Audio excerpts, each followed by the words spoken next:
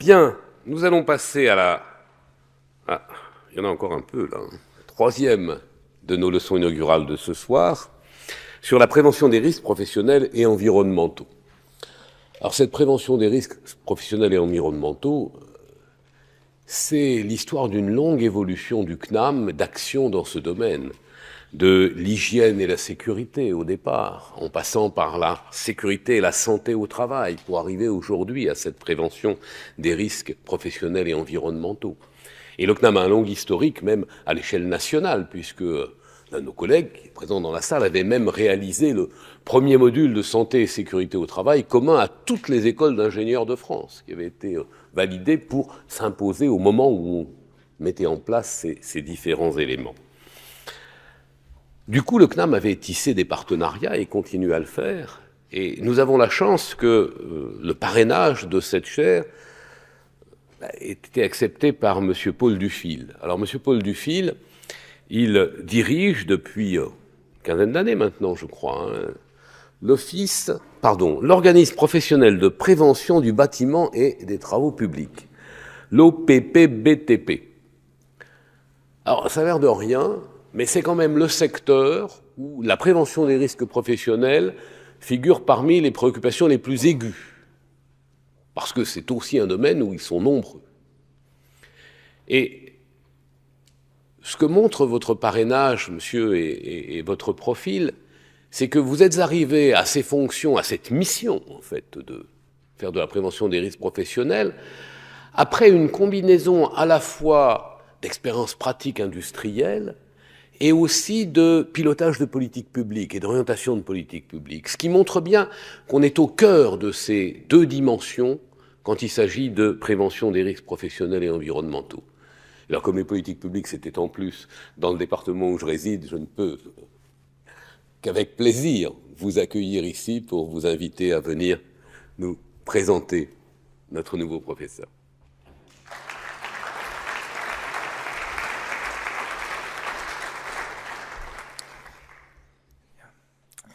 Madame l'administratrice générale, Monsieur le Président de l'Assemblée des chaires, Mesdames et Messieurs les professeurs, Mesdames et Messieurs, chers amis et chère Sylvie. Être votre parrain de chaire, chère Sylvie, est tout à la fois une joie et un honneur. Et à ces sentiments, je rebondis sur les propos du Président, s'ajoute aussi celui du devoir, alors que je m'exprime devant vous ce soir. Sentiment du devoir, en effet, car parler de prévention, agir en prévention, invite au devoir de protection de nos concitoyens, de protection des femmes et des hommes au travail en ce qui concerne la prévention des risques professionnels. Le ministère du Travail vient justement de lancer une grande campagne nationale contre les accidents du travail. Cette campagne est bienvenue, c'est une première, car les accidents du travail sont un fléau qui perdure depuis trop longtemps à des niveaux qui sont inacceptables au XXIe siècle, avec près de 700 morts et 10 000 blessés graves chaque année en France. Comme l'a dit le ministre Olivier Dussopt en présentant la campagne lundi dernier, nous avons besoin d'un choc de mobilisation.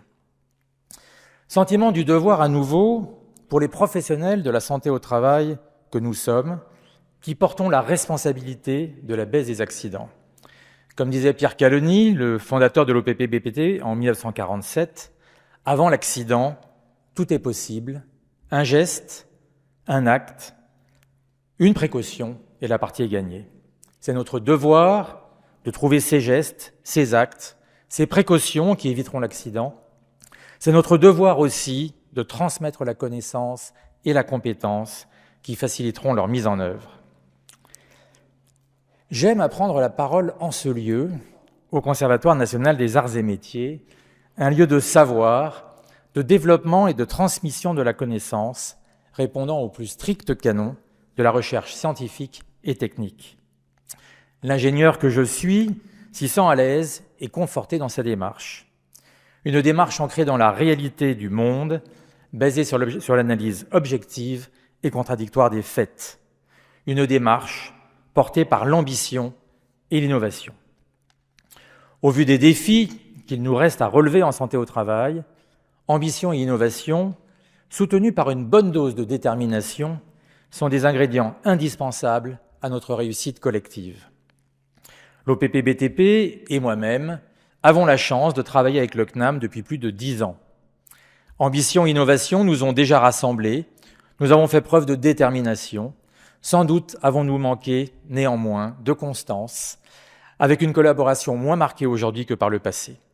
Il nous appartient d'écrire une nouvelle page. Alors la chaire dont vous prenez la direction, chère Sylvie, je fais un petit rappel un peu plus développé de son histoire, elle a évolué au fil du temps depuis sa création en 1929. Elle s'intitulait alors « Prévention des accidents » et son premier titulaire était un ingénieur, André Salmon.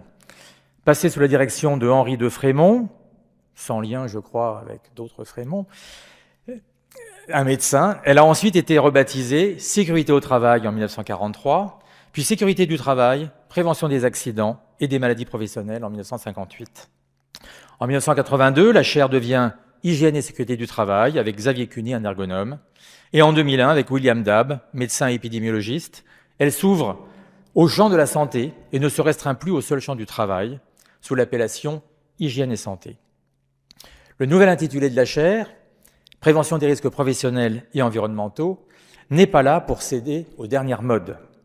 Il souligne les interactions innombrables et incontournables entre travail, santé et environnement et invite à les découvrir. L'approche transversale que vous proposez de mener, chère Sylvie, répond bien aux enjeux de la prévention. En plus du lien entre prévention et performance, que l'OPP-BTP et le CNAM portent ensemble depuis plus de 10 ans, nous croyons à la primauté de la conception intégrée, selon laquelle tout procédé, tout processus, tout équipement ou machine doit être « safe by design », comme disent nos amis anglo-saxons. Le rôle de l'ingénieur, du concepteur, est clé dans cet objectif, qu'il soit spécialiste du BTP, en robotique et génie industriel, en matériaux nouveaux et procédés innovants, qu'il s'occupe de mobilité ou de transition durable, et tout autant d'économie industrielle, notion dans laquelle j'englobe le BTP et qui permet de boucler avec les enseignements du CNAM sur prévention et performance. Cette large mobilisation que vous proposez de mener, chère Sylvie, répond au besoin impératif de développer la recherche en prévention des risques professionnels et environnementaux. L'approche multidisciplinaire est incontournable, que ce soit pour l'identification des risques nouveaux et des solutions de prévention adaptées, par exemple avec les innombrables nouveaux procédés, matériaux, substances chimiques et mélanges utilisés dans le monde du travail. Que ce soit en sciences humaines, pour mieux comprendre les déterminants de la mise en sécurité des personnes, en sciences sociales, pour faire évoluer le lien malheureusement trop réel entre précarité et sinistralité, ou que ce soit en sciences de gestion, pour renforcer auprès des parties prenantes les arguments économiques incontournables d'une prévention alliée de la performance. Enfin, que ce soit, comme le CNAM l'a développé sous la direction de mon ami William Dabb, en poursuivant des études épidémiologiques. Je formule le vœu que le CNAM, avec son laboratoire Mesure, soit le récipiendaire des données statistiques de la CNAM, la Caisse nationale d'assurance maladie, et des services de prévention et de santé au travail. Nous pourrions alors assister à un festival de découvertes et de solutions de prévention précisément adaptées aux différents secteurs d'activité. Enfin, pour développer les connaissances et pour agir sur le terrain, nous avons besoin de femmes et d'hommes de qualité, motivés et bien formés. C'est vrai pour l'industrie, c'est vrai pour les transports, c'est vrai pour la prévention. Je connais votre goût, chère Sylvie, pour transmettre la compétence et faire grandir les jeunes, riche de votre expérience variée, tant en entreprise que dans le monde académique. Nul doute que vous serez fidèle à la devise du CNAM, je ne pense pas qu'il soit nécessaire de la rappeler ici, et que la formation des jeunes et moins jeunes sera poursuivie avec constance et qualité en prévention des risques professionnels et environnementaux, au sein de votre chaire, bien sûr, mais aussi au sein des autres chaires du CNAM, selon les principes de la prévention intégrée.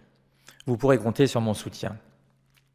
Il me reste à vous remercier, Madame la Directrice Générale, pour la constance du CNAM dans une recherche et un enseignement d'excellence en prévention des risques, avec un premier cours dès 1905 et la chaire dont j'ai rappelé l'histoire.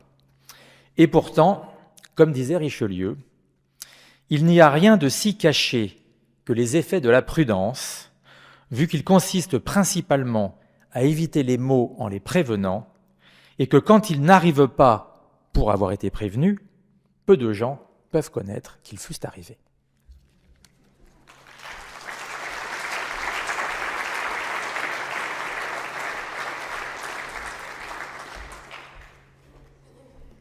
Merci, Monsieur le Directeur général, pour ces mots très forts et ce rappel si détaillé de l'histoire de cette discipline et de ce champ de métier au sein de notre établissement.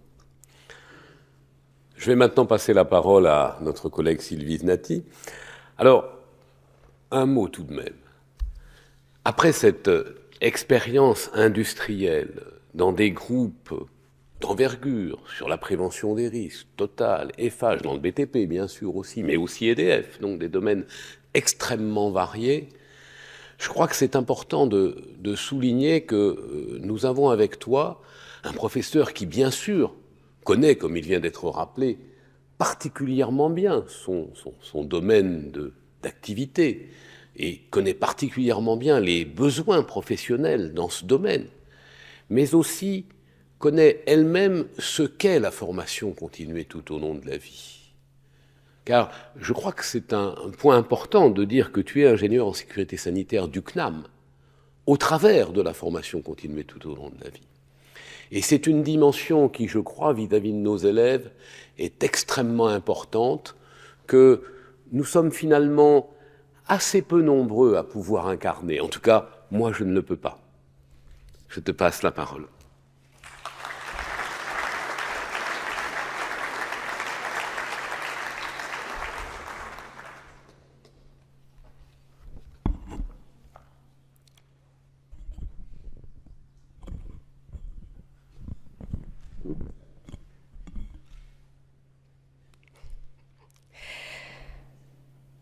Merci,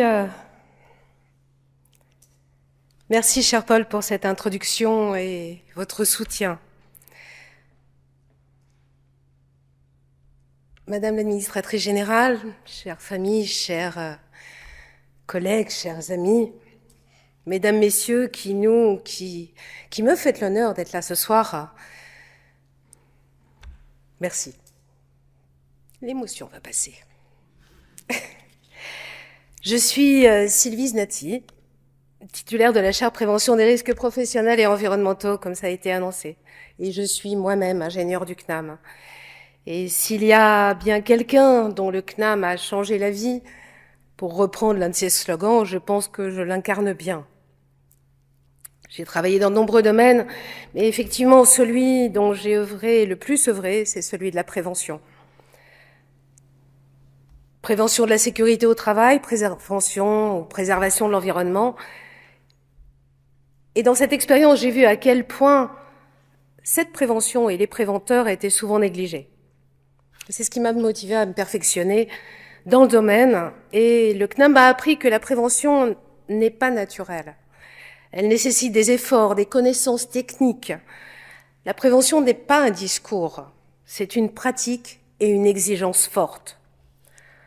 Comme vous l'avez dit, cher Paul, cette chaire s'inscrit dans la longue histoire du CNAM et je suis fière d'être là ce soir parmi vous, même si les défis sont grands, mais le futur s'annonce passionnant.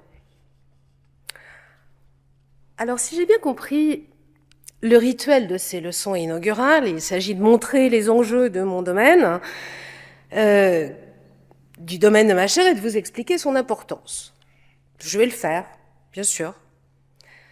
Mais, Madame l'administratrice générale, vous nous avez demandé que ces leçons inaugurent 2 écoles dont vous avez souhaité la création, l'école de la transition écologique et l'école de l'énergie. Alors j'ai décidé de faire autrement. Et puisque le hasard m'a placé en dernier de ces 6 leçons inaugurales, je préfère vous expliquer en quoi et comment la prévention des risques professionnels et environnementaux concerne chacun de ces 5 collègues qui m'ont précédé. Je vais reprendre chacun de leurs domaines et vous dire en quelques mots, vous brosser les impacts sanitaires et environnementaux qui les concernent et vous dire en quoi la science de la prévention permet leur maîtrise.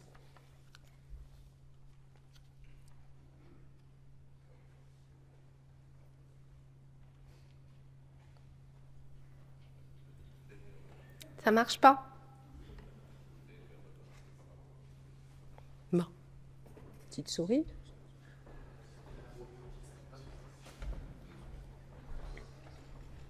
Ça, moi, je ne maîtrise pas.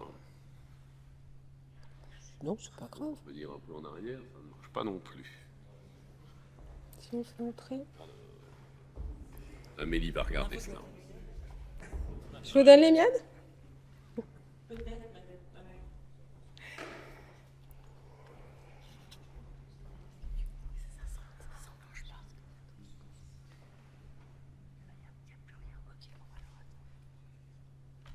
Un petit bug.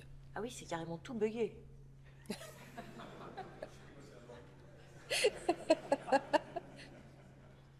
Est-ce que c'est bon là? C'est passé. C'est trop ou pas? Non, c'est bien. C'est normal. Reste comme ça? C'est parfait. C'est bon? Ça va aller? Très bien. Petit intermède. Ben, comme quoi la prévention ne prévoit pas tout. Et il faut toujours tenir compte des aléas. Donc, bien de mes collègues vous ont rappelé un peu d'histoire de leur chair, de leur technique, de leur domaine. J'aurais pu effectivement faire un peu d'histoire de la prévention. Mais alors là, je crois on est pris par le temps.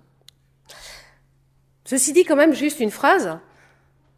Les premières traces que j'aime dire à nos élèves, hein, c'est que la prévention, on en a retrouvé des traces depuis la construction des pyramides. Où, oui, on est pris par le temps, les pharaons étaient pris par le temps plutôt, pour construire leurs pyramides, qui étaient leurs tombeaux. À cette époque-là, ils mouraient très jeunes, et il fallait bien que le tombeau soit terminé au moment où ils meurent.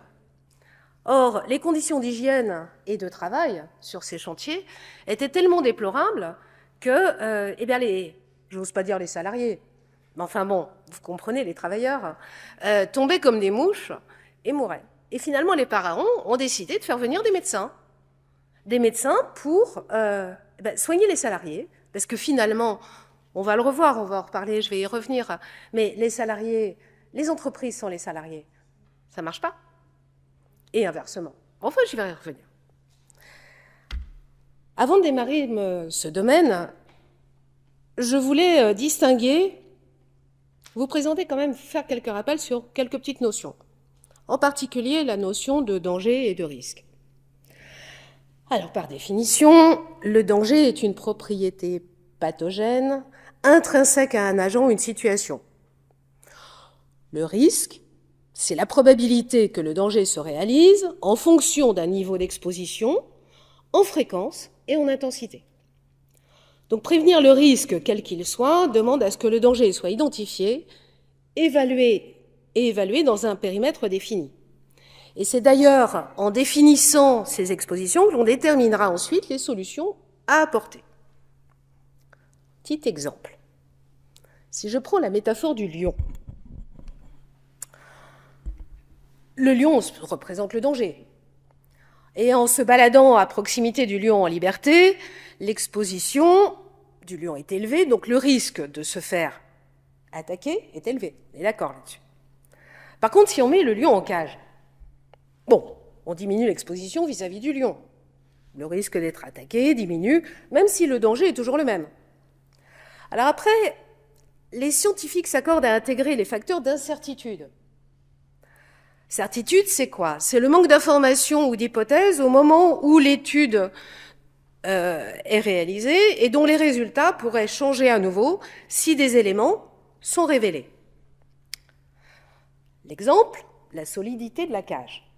On n'est pas à l'abri d'un ordinateur qui plante ou d'un défaut de conception ou un point de fragilité qui augmenterait la probabilité que la cage cède et donc on se ferait attaquer par le lion.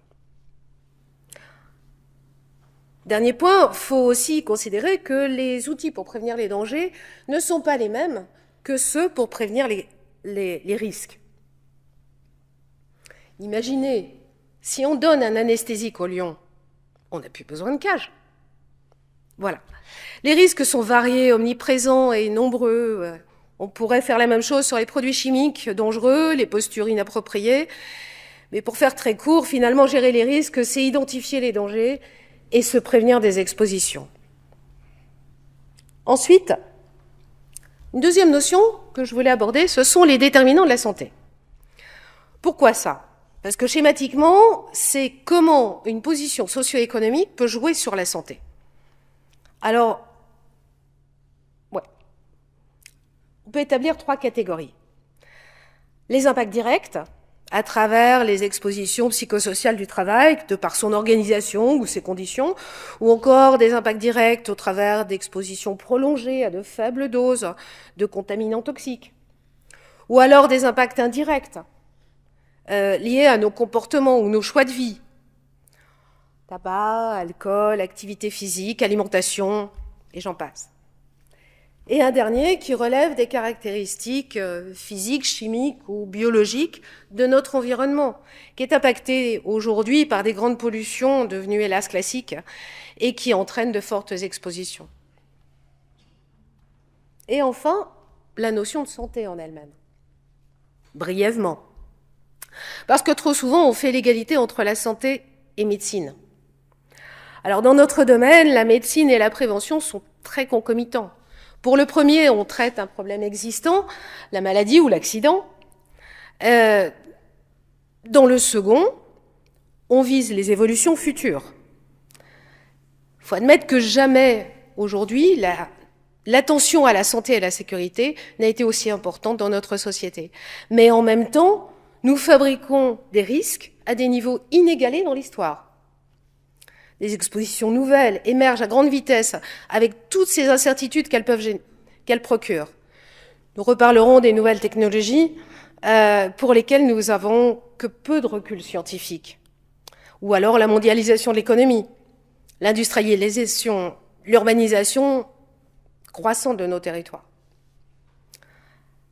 La montée en puissance des préoccupations liées aux risques, qu'ils soient environnementaux, alimentaires ou sanitaires, fait émerger une pression temporelle et cognitive qui nécessite une posture de précaution comme une nouvelle norme sociale et juridique. Mais au-delà de l'obligation légale pour les employeurs de la prévention des risques, c'est avant tout une responsabilité morale. Qu'elle soit technique, organisationnelle, scientifique ou humaine, la prévention permet que par la technique, le savoir et la recherche, que chaque accident évité ou chaque maladie professionnelle prévenue soit une vie préservée au présent, comme pour les générations futures. Il faut agir à réduire les risques existants et connus et maîtriser les incertitudes, permettant ainsi d'autoriser une prise de décision dans l'attente d'informations complémentaires. Nous l'avons constaté avec la dernière pandémie. Vous comprenez alors que la notion de risque et de sa gestion se complexifie. Alors, revenons à l'activité en application des 5 collègues qui m'ont précédé. Et comment leur domaine a à voir avec le mien. Et combien les notions d'école est d'une grande pertinence pour notre mission commune. Je vais commencer par Mathieu. Alors, vous venez de l'entendre. Il nous a montré que nous sommes à un moment charnière de l'histoire industrielle. Une période où le numérique et les nouvelles technologies redéfinissent notre manière de travailler dans l'industrie. Vous avez entendu l'émergence de nouvelles technologies comme la robotique collaborative, les impressions 3D, la réalité virtuelle, etc. J'ai essayé d'en trouver d'autres. Vous avez entendu que ces instruments ont un potentiel de révolutionner notre manière de produire ou de nous adapter à la demande. Alors, il nous a parlé de robots collaboratifs, les exosquelettes, qui, d'accord, vont diminuer les troubles musculo-squelettiques, forcément, ou des postures inconfortables, ou des risques aussi liés aux travaux en hauteur ou en milieu confiné. Moi, j'avais identifié les drones, qui peuvent diminuer l'exposition d'un homme à des nuisances physiques ou chimiques. Et tous les systèmes intelligents qui permettent une flexibilité reconfigurable de la production ou de l'ensemble des systèmes, mais également peuvent prévoir par modélisation des situations dangereuses. Mais ces avancées ne sont pas sans leurs défis. Pour la santé des travailleurs comme des consommateurs. Par exemple, l'exposition aux particules d'impression 3D, les résines qui sont les composants, ou les émissions de composés organiques volatiles qu'ils émettent. Ou alors, tu en as parlé un petit peu, tu as parlé de sa maîtrise, mais moi je parlerai de la non-maîtrise de l'interaction homme-machine ou homme-robot. Surcharge informationnelle, évidemment, mais aussi la collecte des données personnelles sur les employés. Tu as parlé des nombreuses données récoltées, mais qu'en est-il de la vie des salariés? Alors, je dis qu'il faut considérer les deux aspects de la médaille. Dans ton domaine, il peut y avoir une dégradation ou, à l'inverse, une valorisation des tâches. Il peut y avoir une simplification ou une augmentation de la complexité du travail. Il peut y avoir une grande autonomie ou un renforcement des activités de contrôle. Alors les individus doivent s'adapter à cette évolution. Mais quelles conséquences pour ceux qui ne peuvent pas ou qui ne pourront pas le faire? Ces opportunités et ces défis extraordinaires, n'oublions pas que c'est notre responsabilité collective de s'assurer que toutes ces transformations profitent à tous. J'en viens à la chaire de mon collègue Stéphane Delalande sur les matériaux avancés. Une fois encore, nous sommes à l'aube d'une nouvelle ère technologique. Les secteurs potentiels d'application sont énormes et d'une portée sans précédent. Ils vont essentiellement révolutionner de nombreux secteurs, offrant des matériaux moins chers, dotés de propriétés innovantes et respectueux pour l'environnement. Là aussi, les applications de ces innovations, pour ma propre chaire de recherche, sont évidentes et passionnantes, mais pas sans risque, car comme nous l'enseigne l'histoire, souvenez-vous de l'amiante, qui autrefois était célébrée pour ses propriétés isolantes, mais qui s'est avérée quand même être une grande catastrophe pour la santé publique.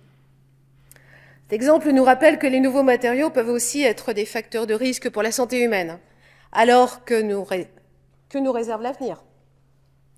Les nanotechnologies offrent des avantages considérables, tels que la neutralisation de substances nocives ou des créations de microsenseurs environnementaux. Cependant, notre compréhension de leurs impacts sur la santé est encore fragmentaire. L'absence de données épidémiologiques solides, nous naviguons en territoire inconnu. Ces incertitudes majeures sont déjà existantes avec les micro- et nanomatériaux, les biotechnologies ou les matériaux quantiques des supraconducteurs. Ça signifie aussi que des milliards de personnes peuvent être exposées à des nouveaux agents physiques ou chimiques ou biologiques, et que même si les risques sont faibles au niveau individuel, ils pourraient être importants au niveau populationnel. Et nous devons savoir et anticiper et gérer l'incertitude. Notre charte de l'environnement de 2005 a établi que un droit de vivre dans un environnement sain et introduit le principe de précaution, en suggérant que nous ne devrions pas attendre que des preuves définitives d'un danger pour agir.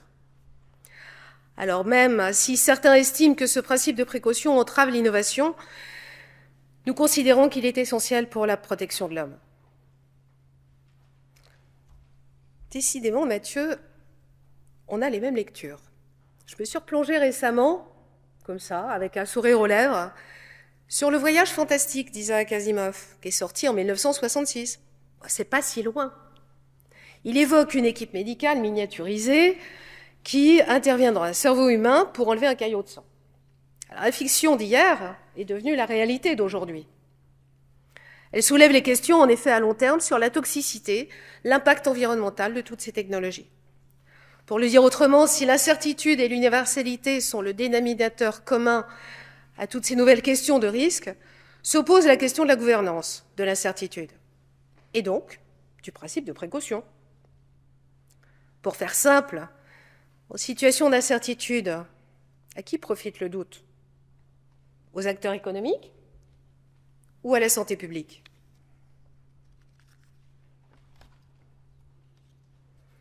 Je continue avec les mobilités et transports de mon collègue Antoine Frémont. La nécessité de réduire notre empreinte carbone est plus pressante que jamais. C'est aujourd'hui une évidence. Mais tous ces changements, ça nécessite des changements de paradigme de nos modes de vie, de nos modes de mobilité, qui suscitent des réserves au sein de la population. Et même si les décideurs estiment que des désagréments et risques induits sont visibles, là où au contraire les bénéfices pour la santé sont invisibles, c'est alors que les outils et approches d'analyse et de quantification de gestion des risques permettent de rendre visibles ces bénéfices et donc de prendre des décisions plus éclairées. Prenons le cas de la décarbonation des transports urbains. Les nouvelles infrastructures et aménagements, comme les zones de rencontre ou les couloirs de bus, créent de l'ambiguïté. Le risque est visible et connu. Conflits d'usage, parfois risque d'accidents augmentés. Et les bénéfices sanitaires sont, eux, moins perceptibles. Pourtant, de nombreuses études d'évaluation des risques et les méta-analyses qui les résument sont sans équivoque sur la réduction de la pollution atmosphérique, mais aussi et surtout sur les bénéfices forts de l'activité physique qu'ils génèrent. Marche, vélo, trottinette. Les éléments scientifiques disponibles suggèrent que les politiques publiques qui favorisent ces types de mobilité ont des bénéfices sanitaires attendus qui sont du même ordre de grandeur que les politiques ambitieuses en matière de santé publique.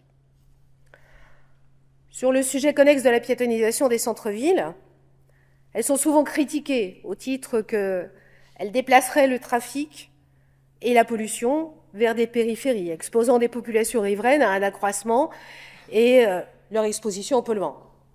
Or, là encore, les méthodes d'évaluation des risques sanitaires s'accordent à considérer que ces politiques ont au contraire un effet bénéfique en réduisant les inégalités sociales de santé, en permettant par ailleurs d'identifier les conditions permettant de mettre en place des interventions plus équitables.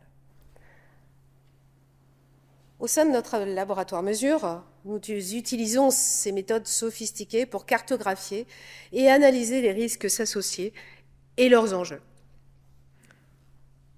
En opposition de tout cela, nous sommes face à un accroissement de besoins énergétiques alors que le contexte de production est déjà tendu pour tout ce qui est véhicules électriques. Également, la question du démantèlement et du recyclage induit. Aujourd'hui, nous ne savons que peu recycler les batteries à grande échelle. Enfin, on peut admettre l'intensification et la pression économique mondiale et un accroissement jamais atteint, je crois, des déplacements internationaux. Donc, alors que nous nous efforçons de créer un système de transport durable, la question demeure: comment les politiques publiques équilibrent les avantages environnementaux et la qualité de vie quotidienne avec les risques potentiels face aux pressions économiques mondiales? Je ne parle même pas de géopolitique. J'en viens à la chaire Jean-Baptiste Say de mon collègue Sébastien Jean. J'ai trouvé la définition de l'économie industrielle qui dit qu'elle a pour objectif d'évaluer la performance des marchés en termes d'efficacité et le bien-être collectif. Bien souvent, l'entreprise est abordée au travers de ses caractéristiques techniques. C'est une organisation dont le but est de produire des biens ou des services. Pour faire cela, elle combine des facteurs de production, tels que la force de travail, le capital, les facteurs matériels et les facteurs immatériels, savoir-faire, connaissances, etc. Cependant, pardonnez-moi de rappeler cette évidence, mais la santé de l'économie dépend de la santé des hommes qui vont la faire fonctionner, et réciproquement. L'industrialisation du XIXe siècle était liée à l'amélioration de l'espérance de vie, mais comportait également des conditions de travail épouvantables et des pollutions dont nous devons gérer le lourd héritage aujourd'hui. Depuis la fin du XXe siècle, et encore plus aujourd'hui, la notion de bien-être collectif est devenue prédominante au regard des salariés. La notion de qualité de vie au travail, d'équilibre vie privée, vie professionnelle, droit à la déconnexion, santé mentale sont des évidences. Cependant, on retrouve à nouveau ce double visage de l'économie industrielle et de la santé. Dans une étude de Malakoff Humanis en 2022, environ un tiers des salariés se disent impactés dans leur santé par un épuisement et une fatigue excessive. 41% d'entre eux se déclarent stressés, et ce chiffre augmente pour les managers. L'OMS fait d'ailleurs le rapprochement entre qualité de vie et performance des entreprises. Je pourrais poursuivre avec beaucoup de statistiques et sur de nombreux points. Il faut reconnaître que la mondialisation des activités économiques a permis de réduire la pauvreté dans un certain nombre de pays. Elle a aussi créé des inconvénients humains, épidémiologiques, environnementaux, qu'il faut intégrer à la prévention. Même problématique pour mon collègue Yves Jegorel et la chaire d'économie des matières premières. Transformation des processus de production et nos habitudes de consommation vers les produits plus respectueux de l'environnement est en marche. Mais quelques exemples montrent que la mise en œuvre des méthodes de production plus respectueuses peuvent parfois occasionner de sérieux problèmes pour la santé et la sécurité des travailleurs. Je citerai la récupération des matériaux plus purs dans le recyclage des déchets électriques et électroniques, qui nécessitent des opérations de démantèlement à la main, ce qui interroge sur les substances toxiques libérées, et notamment les retardateurs de flammes bromées. Ou le remplacement des amalgames contenant du mercure par des acrylates, comme matériaux d'obturation dentaire, est un autre exemple de complexité des processus de substitution. Les allergies ont augmenté parmi les dentistes et les assistants dentaires à la suite de contacts avec la peau. Ou l'abandon progressif du trichloroéthylène comme agent de dégraissage remplacé par des substances chimiques aux propriétés irritantes et allergènes. Ou encore les biocarburants qui conduisent à des expositions élevées aux micro-organismes qui proposent des symptômes toxiques dus aux poussières organiques. Ces risques peuvent être prévenus avec autant d'efficacité et à des coûts limités lorsqu'ils sont identifiés le plus en amont possible, lorsqu'il y a une analyse approfondie des risques, des mesures de contrôle de leurs effets. Alors, je pourrais continuer longtemps comme ça. Je pourrais continuer aussi bien sur la quasi-totalité des chairs de notre maison. Ce que je vais retenir, ou ce qu'il faut retenir peut-être, c'est qu'il n'existe aucun produit, aucune action humaine, aucun processus de fabrication dont l'impact environnemental ou sanitaire soit nul. Même lorsqu'une recherche et une attention particulière sont apportées pour amoindrir les conséquences, aucun procédé n'est totalement neutre. Tout produit a besoin de matières premières, d'énergie. Tout produit doit être emballé, transporté. Il doit être recyclé plusieurs fois. Et tout produit ou tout emballage deviendra un jour un déchet. L'enjeu est donc d'identifier quel produit ou process entraîne le moins d'impact pour un même usage. N'oublions jamais que la santé est notre bien le plus précieux et que sans elle, tout le reste perd de sa valeur. On l'a dit, la prévention des risques est une responsabilité morale autant qu'une obligation légale.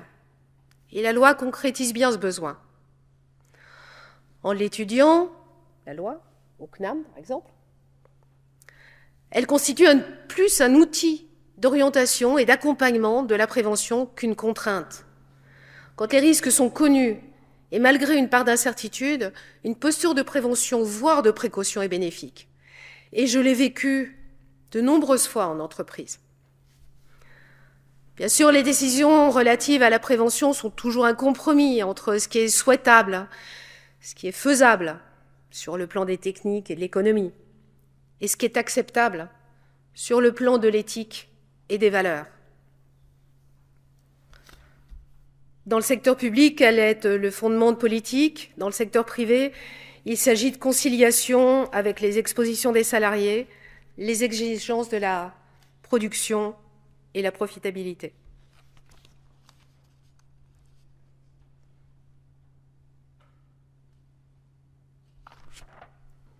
J'avais oublié de tourner la slide. Quelles en sont les implications ? La première implication est pédagogique. Au-delà de tous nos enseignements techniques, professionnels, pour les auditeurs ou les jeunes étudiants du Bac+1 au doctorat, en passant par le titre d'ingénieur, je veux proposer une UE transverse qui sera à disposition des certificats, des diplômes et titres de notre établissement. Nous y ferons prendre conscience des enjeux sanitaires des différents domaines, les outils d'évaluation des risques sanitaires communs à toutes nos formations.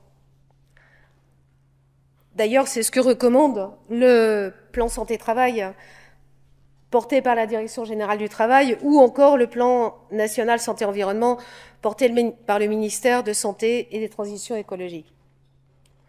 Tout également, comme au niveau plus international encore, le principe de One Health de l'OMS.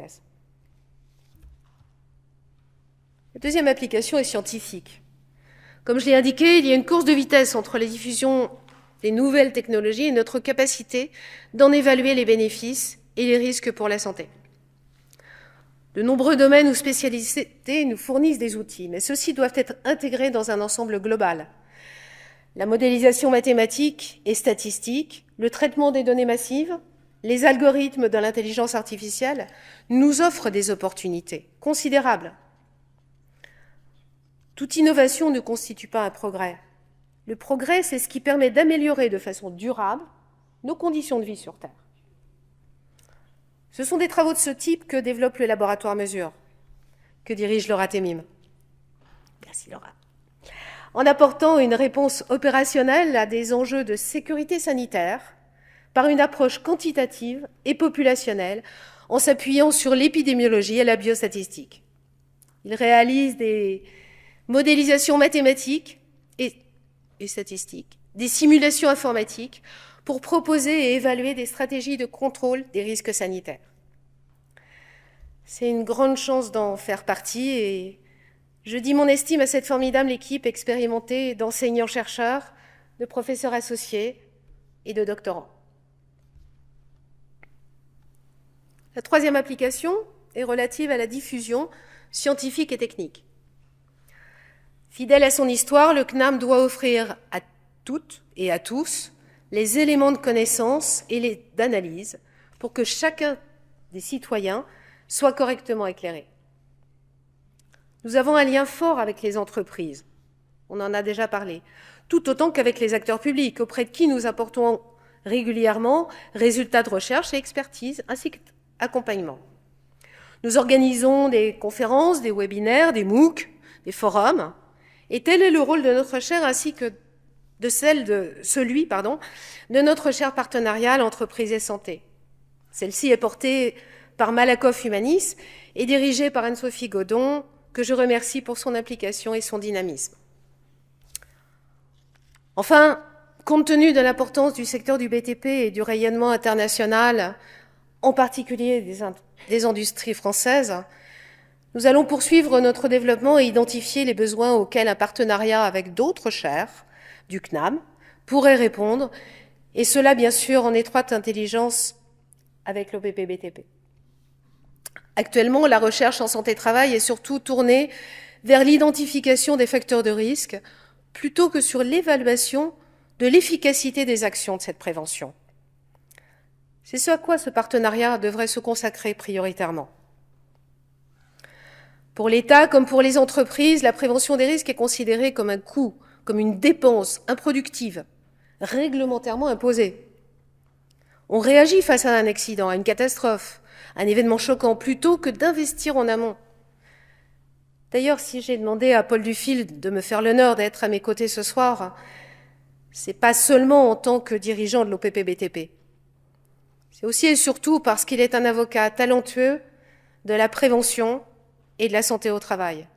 Et c'est aussi parce que sous son impulsion, les premiers travaux français mesurant les retours sur investissement des actions de prévention ont été menés par Philippe Amsalem, que je salue et remercie d'accepter de participer à nos enseignements. Ce débat est large, varié, transverse, passionnant.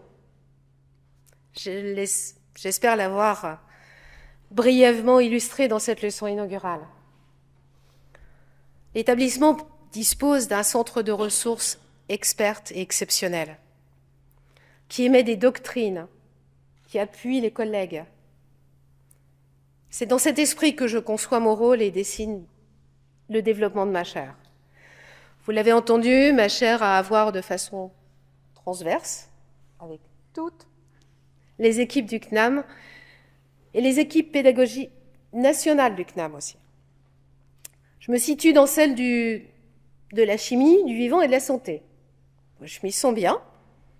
Et c'est d'ailleurs l'occasion pour moi de remercier Samir Emita pour la qualité et la chaleur de son accueil et de son soutien. Ainsi, être inscrite dans une équipe ne doit pas empêcher la collaboration. Et ainsi, c'est ainsi que sont conçues les nouvelles écoles du CNAM. C'est donc naturellement que je compte y participer, tout comme à l'école de la santé qui se projette.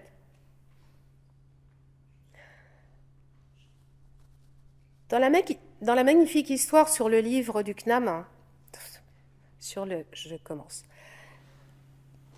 le magnifique livre sur l'histoire du CNAM, d'Alain Mercier, il y a un chapitre très intéressant consacré à l'hygiène et à la sécurité.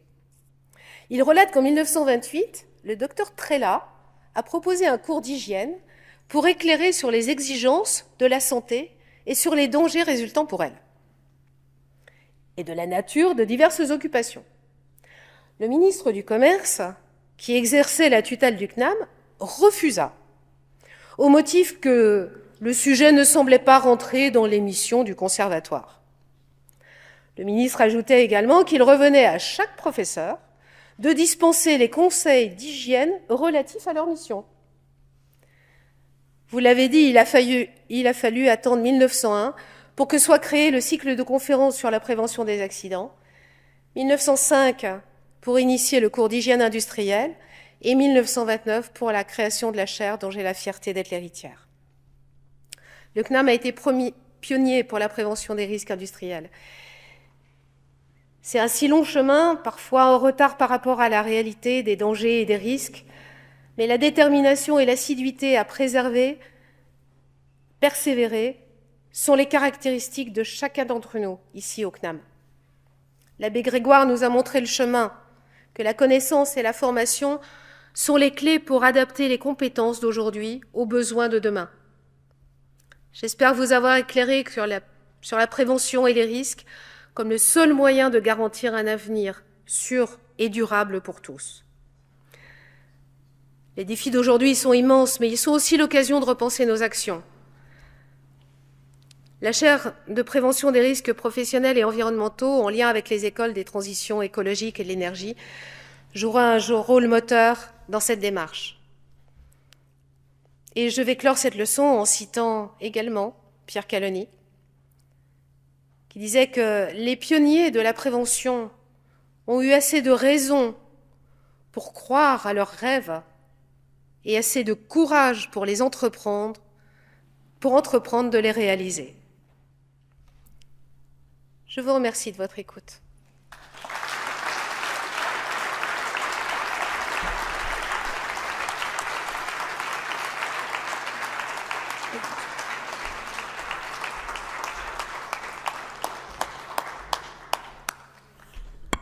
Merci, ma chère collègue, d'avoir si brillamment montré l'unité et la cohérence des actions qui sont entreprises au sein de notre établissement, la multiplicité de ce qui est fait afin d'assurer finalement au pays, quelque part, et à ses agents, d'aller vers un progrès choisi, raisonné et partagé.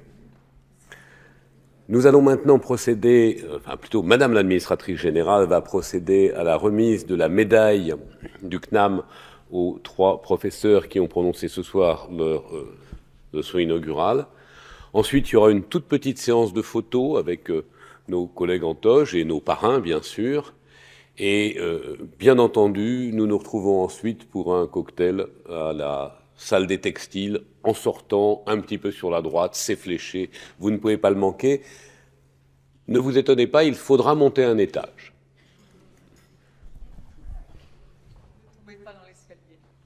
Oui, il y a un ascenseur pour ceux qui en ont besoin, mais on les accompagne.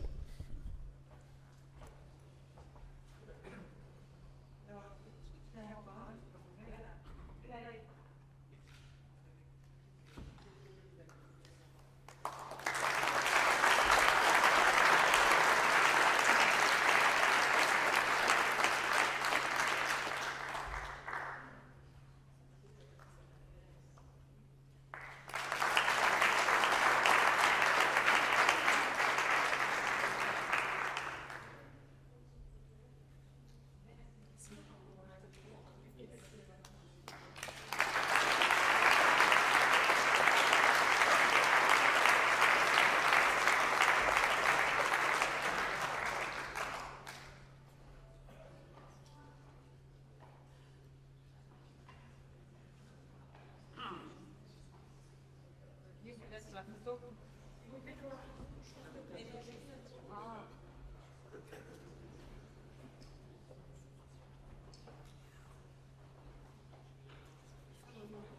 femmes sont à l'honneur?